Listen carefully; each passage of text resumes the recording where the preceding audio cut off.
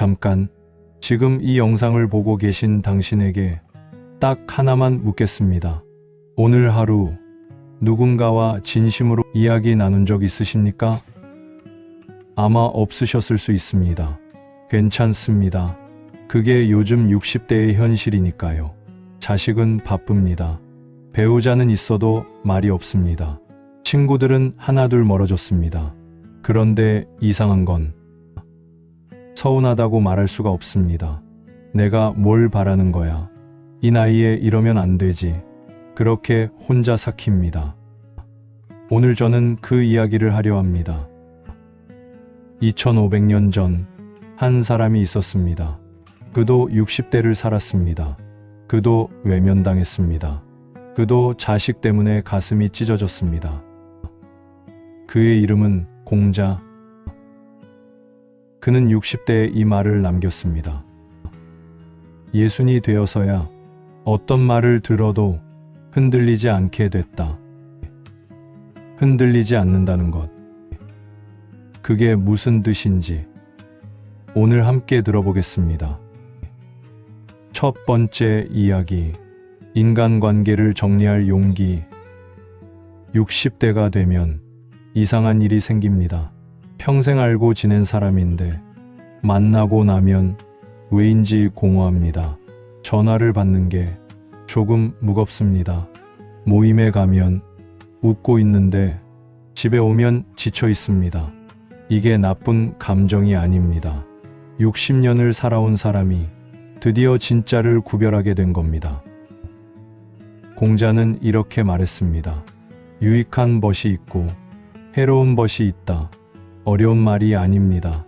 만나고 나서 힘이 나는 사람, 만나고 나서 지치는 사람, 그 차이입니다. 그런데 우리는 왜 지치는 사람을 끊지 못할까요? 오래 알고 지낸 사이인데 내가 좀 참으면 되겠지.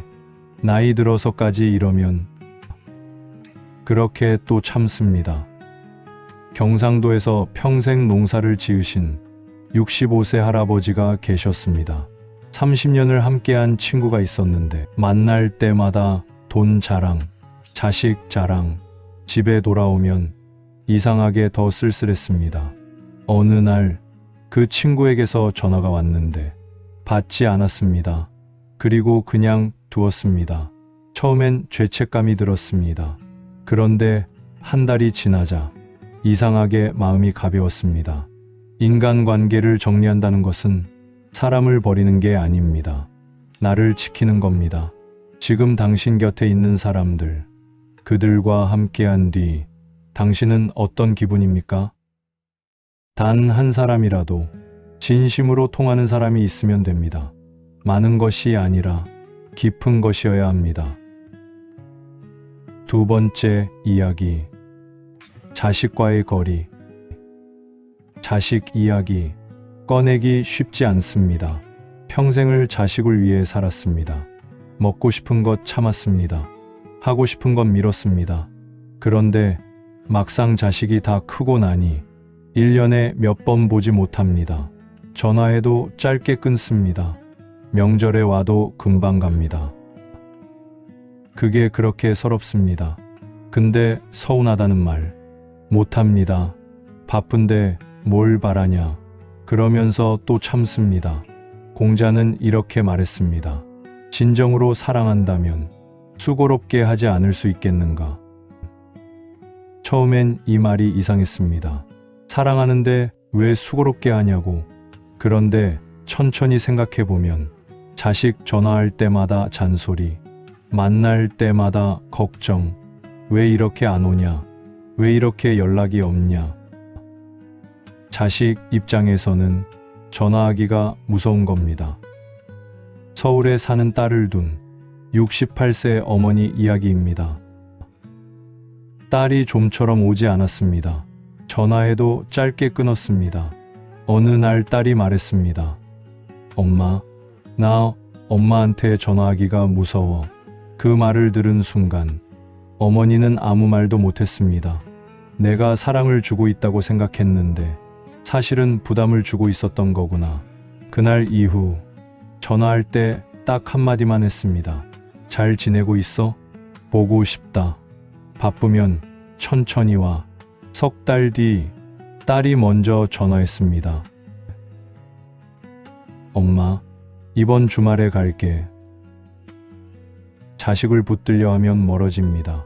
놓아주면 돌아옵니다. 지금 당신은 자식에게 사랑을 주고 있습니까? 아니면 부담을 주고 있습니까? 놓아주는 것이 진짜 사랑입니다. 세 번째 이야기. 늦었다는 말. 60대가 되면 많은 것을 포기합니다. 이 나이에 뭘 시작해? 이제 늦었지. 체면이 있지. 근데 정말 늦은 걸까요? 공자는 이렇게 말했습니다. 배우고 때로 익히면 이 또한 기쁘지 아니한가. 때란 젊은 시절만이 아닙니다.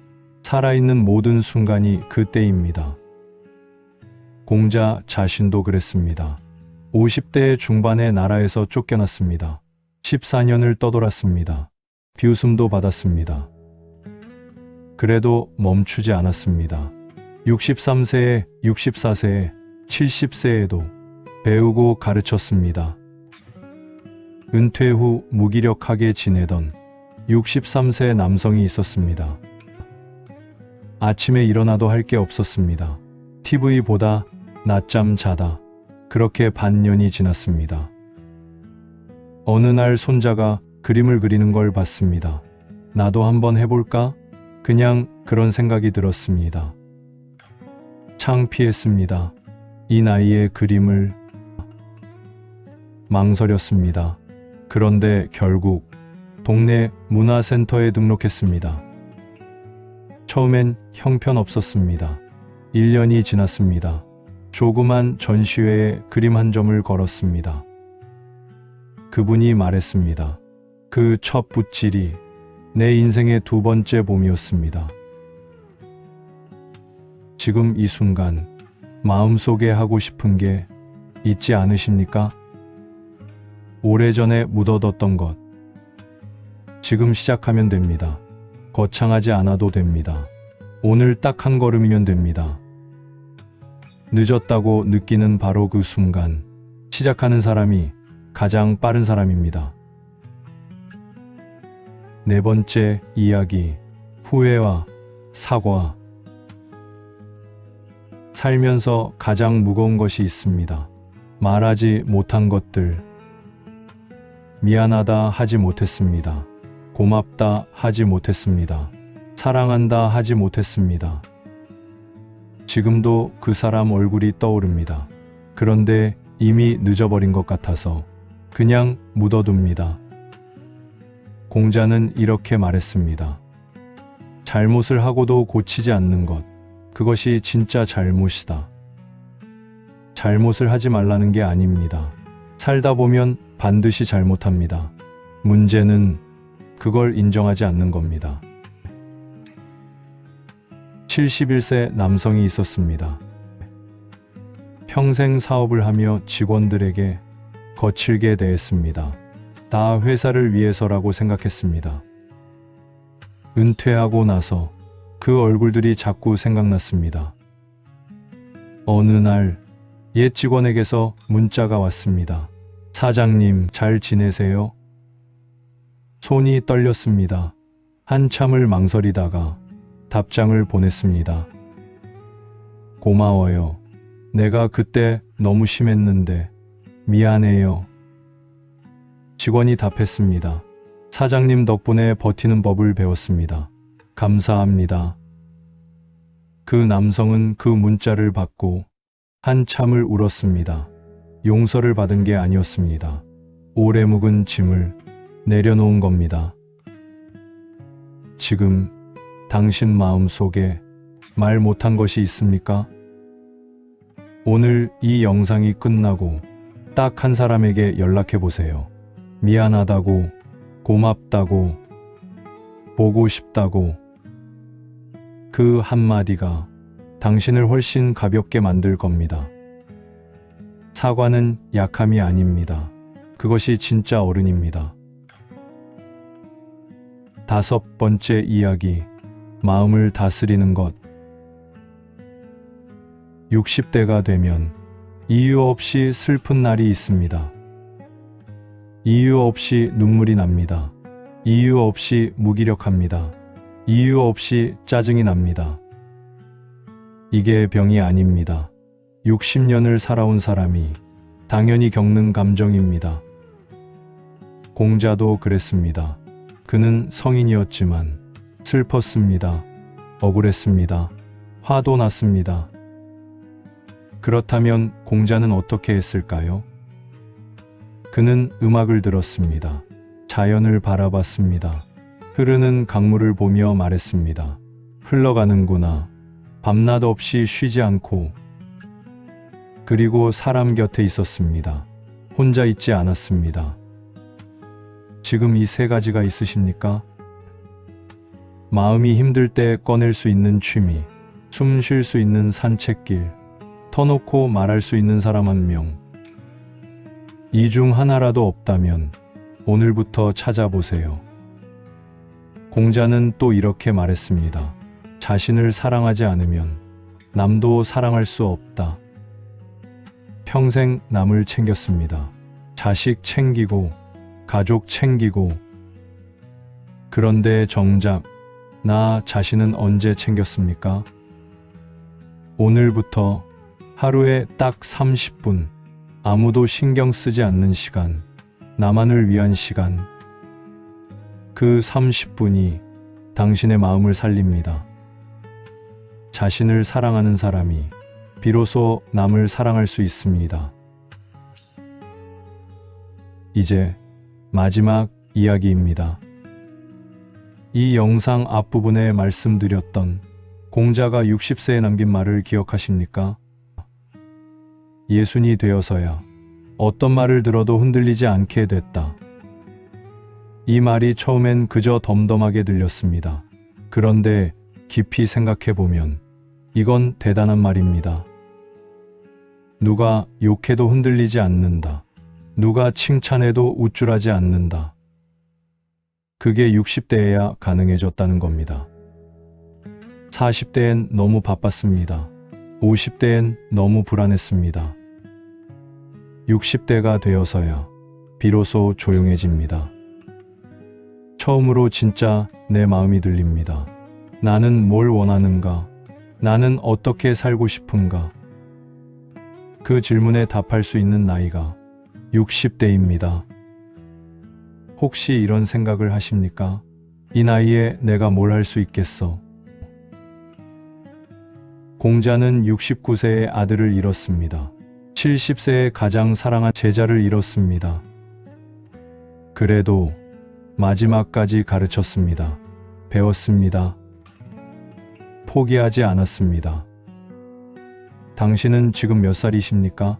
60세라면 앞으로 약 30년, 65세라면 앞으로 약 25년. 그 시간이 짧습니까? 지금 이 순간이 당신 남은 인생에서 가장 젊은 날입니다. 내일은 오늘보다 하루가 더 지납니다. 그래서 오늘이 가장 젊습니다. 공자는 인생 마지막에 이런 말을 했다고 합니다. 나는 가르치기 위해 태어난 게 아니었다. 배우기 위해 태어났다. 배움, 사랑, 용기. 이것은 나이와 상관없습니다.